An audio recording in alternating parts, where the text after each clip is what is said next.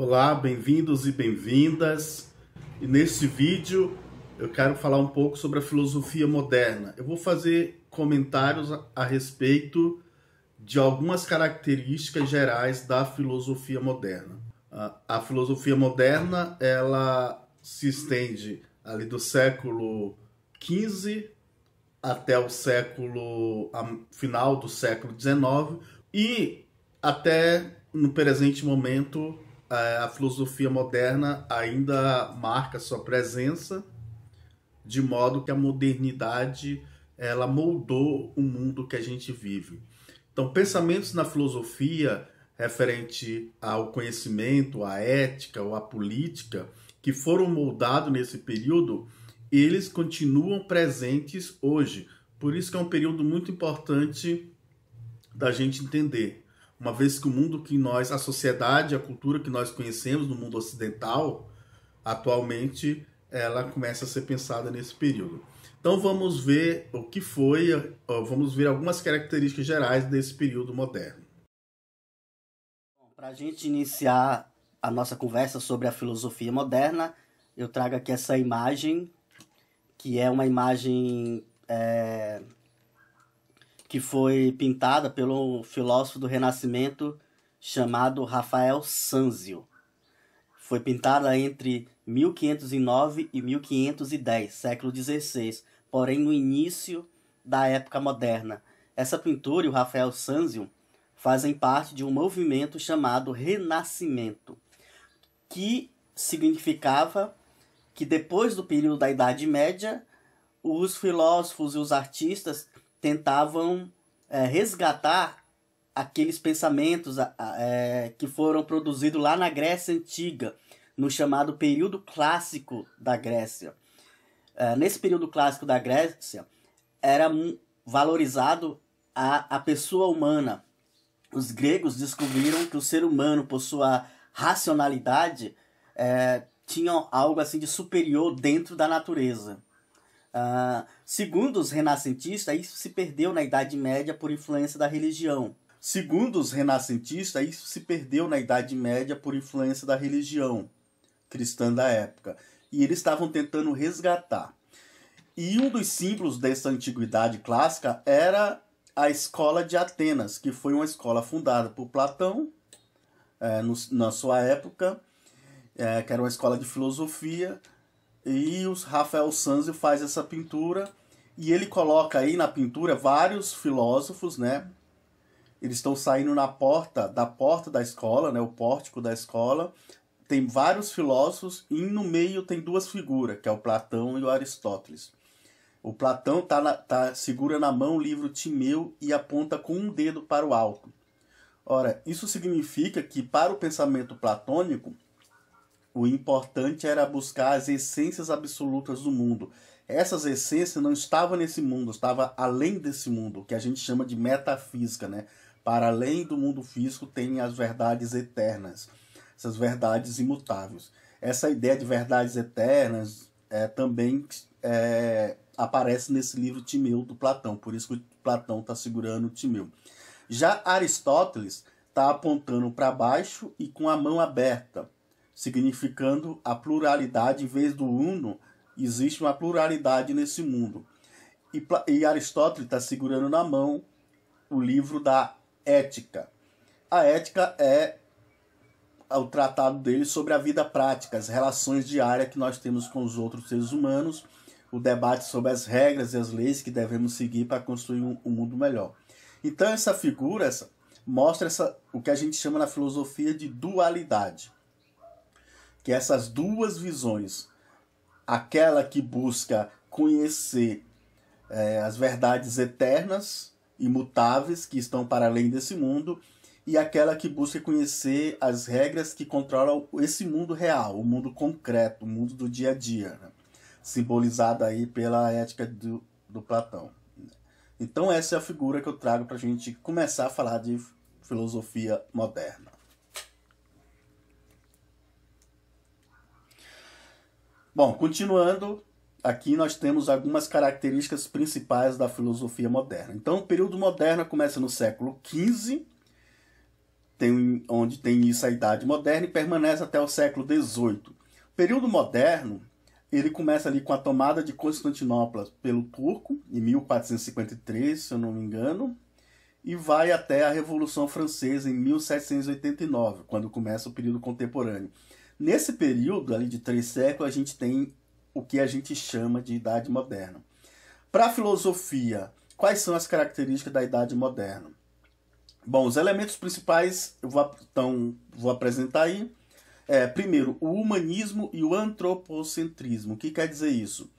Bom, se antes, na Idade Média, foi entendido que Deus e as questões religiosas eram o centro do ser humano, o ser humano tinha que estar buscando Deus, e toda a reflexão e ciência humana era para justificar e provar a existência desse Deus, né, e seu governo no mundo.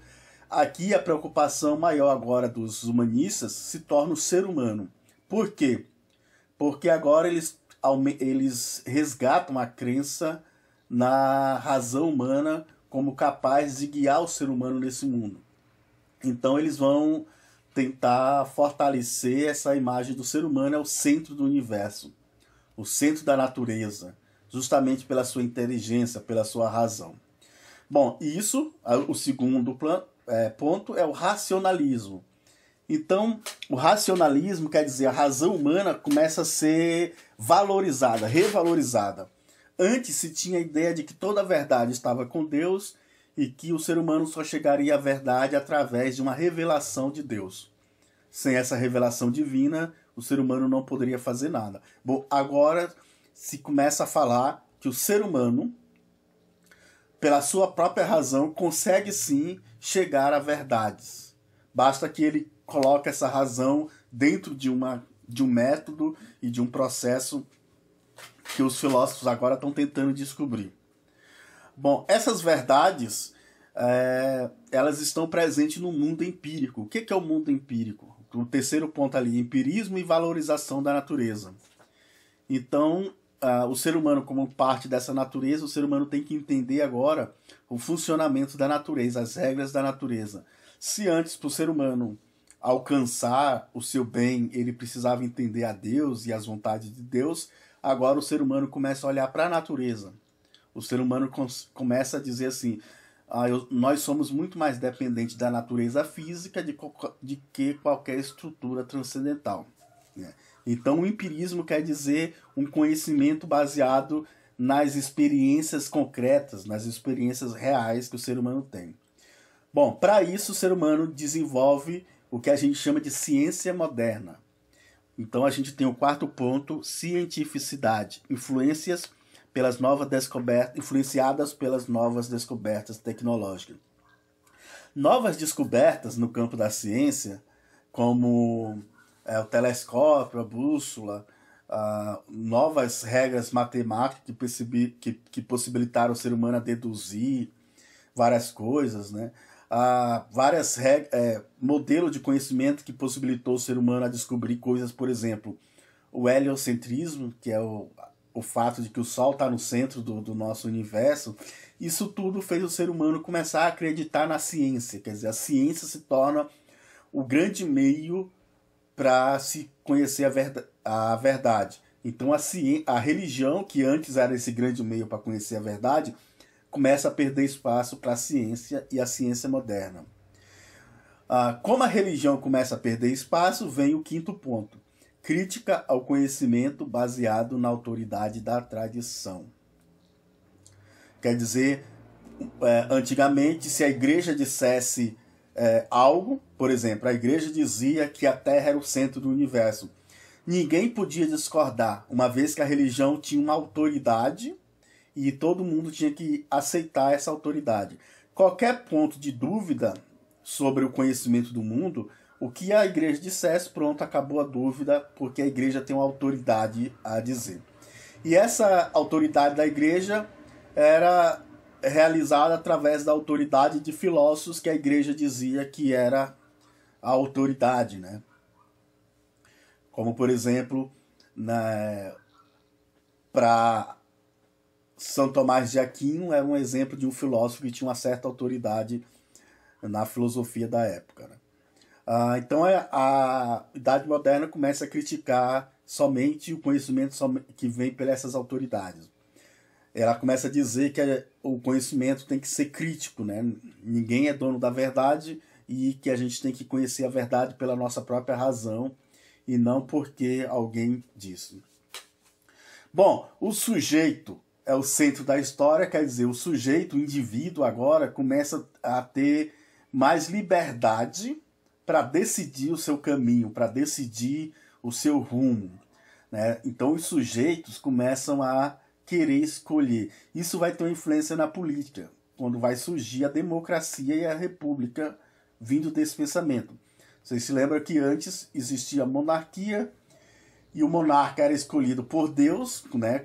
A igreja dava ali o sinal, né? Fazia a bênção daquele que era escolhido por Deus. Se o rei era escolhido por Deus, ninguém podia questionar suas ordens, nem o seu reinado. Agora não, o ser humano, o sujeito começa a querer mais liberdade para falar, para ter decisão.